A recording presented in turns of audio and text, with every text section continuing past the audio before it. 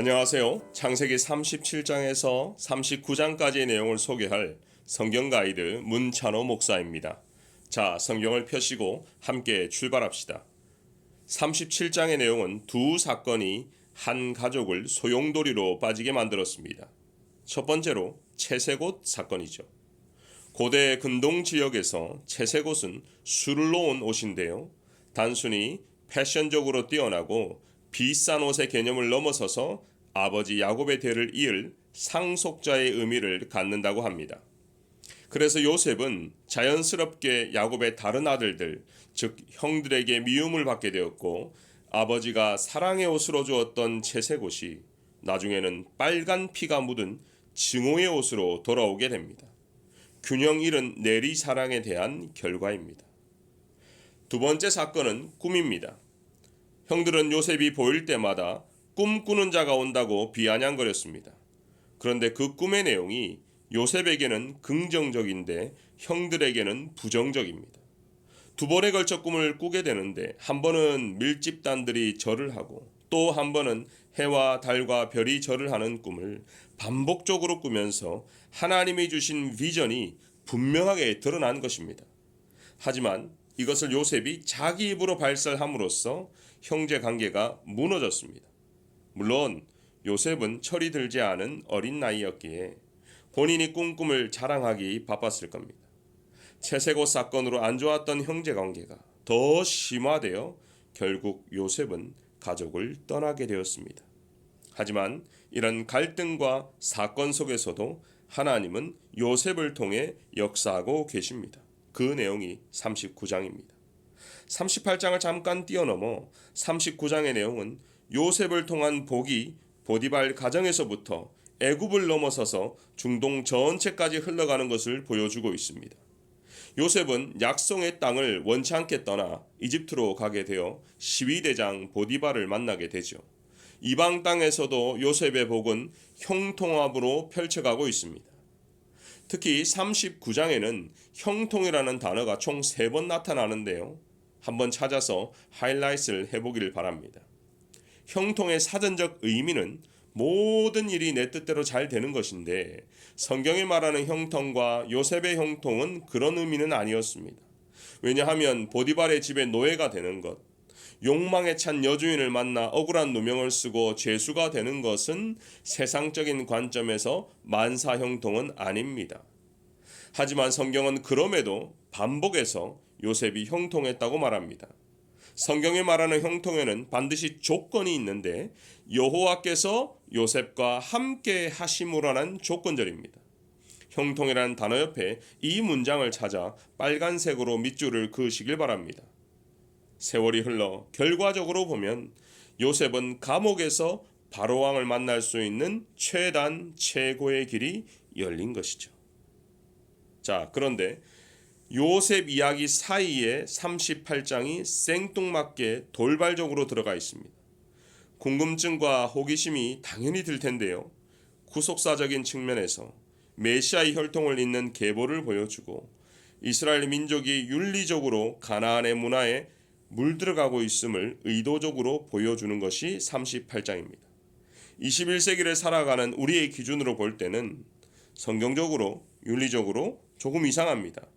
팩트만 이야기하면 며느리 다말과 시아버지 유다 사이에 성적인 관계가 일어났고 자녀를 생산했다는 것입니다. 우리는 막장 드라마가 익숙한 시대를 살아가고 있습니다. 12년이 지났지만 아직도 기억나는 막장 드라마의 원조 아내의 유혹 아마 생각나실 겁니다. 여주인공 민소의 역할을 했던 장서희 씨는 지금도 얼굴에 점을 찍고 복수의 눈을 치켜 세운 그 이미지가 우리 모두에게 남아 있습니다.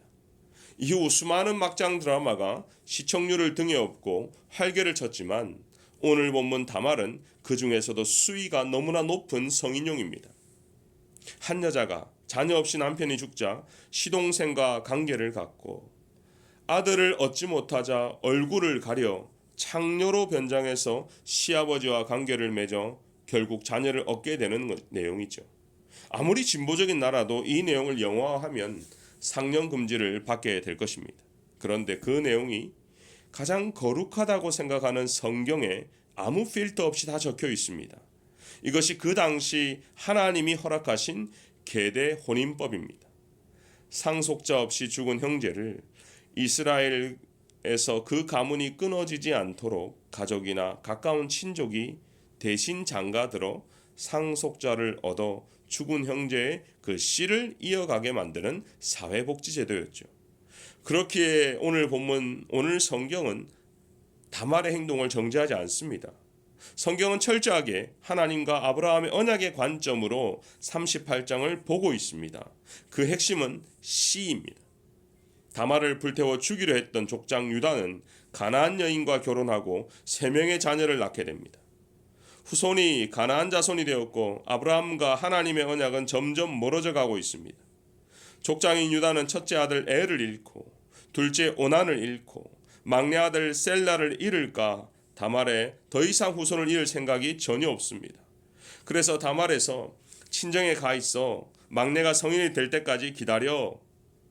시간이 흘러 막내가 성장했지만 역시 다말을 부르지 않고 수절하게 하죠.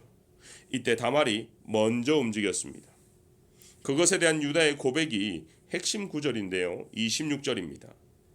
유다가 그것들을 알아보고 이르되 그는 나보다 옳도다. 내가 그를 내 아들 셀라에게 주지 아니하였음이로다. 유다는 가나안 여인과 결혼을 하고 아브라함의 씨를 거부했지만 다말은 도리어 하나님의 언약 안에 있었습니다. 그렇기에 다말은 유다보다 의로운 여인입니다. 타임 투 킬이란 영화를 보신 적이 있는지요? 존 그리샴의 천여적인 동명소설을 영화화했는데요. 흑인 아버지가 자신의 10살짜리 딸을 성폭행한 2명의 백인 남자를 총으로 쏴 죽이는 사건이 발단이 됩니다. 백인 변호사가 아버지의 무죄 판결을 위해서 고군분투하고 대다수의 백인들은 흑인 아버지의 유죄를 주장하는 법정에서 영화는 법의 객관성을 묻는 질문을 합니다. 법 앞에서 과연 모든 사람이 평등한가? 법은 과연 모든 사람들로부터 그 정당성을 보증받을 수 있는가? 타임 투 킬은 성폭행 문제를 법정으로 끌고 가 그것을 흑백의 대립이라는 정치적 구조로 풀어냄으로써 문제의 본질에 다가가게 합니다. 오늘 38장의 본질은 하나님과 아브라함 언약의 그 씨를 보존하려고 다말이 애를 쓴 것입니다. 자, 어떠셨나요? 오늘 본문 요셉 이야기와 다말 이야기를 통해서 하나님의 언약을 묵상해 보시기를 바랍니다.